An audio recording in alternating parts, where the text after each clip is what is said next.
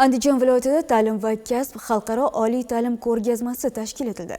Bu ko'rgazma nafaqat yoshlarda oliy ta'limga qiziqishni kuchaytiradi, balki ularning tanlov qilish madaniyatini shakllantirishda, jamiyatga ongli va maqsadli yoshlarni tayyorlashda muhim ahamiyat kasb etadi. Muxbirimiz tafsilotlar bilan.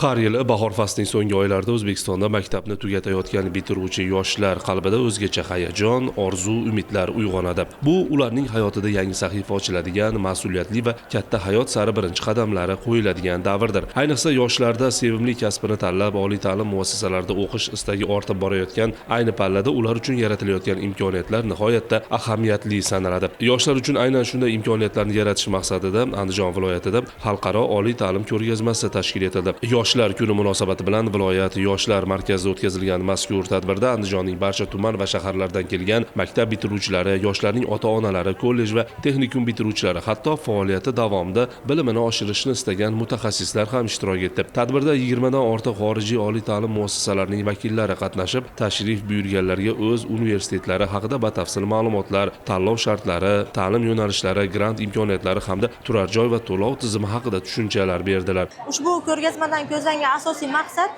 bitiruvchi yoshlarni xorijiy oliy ta'lim muassasalari bilan tanishtirish. Ularni mana hozirgi kunda xorijiy tillarni o'rganishga bo'lgan qiziqish, intilish kuchliligi sababli aynan xorijiy oliy ta'lim muassasalarida ularga ta'lim olish imkoniyatlarini yaratib berish maqsadida tashkil etilmoqda. Yoshlar juda ham katta qiziqish bilan bu yerga kelib turibdi.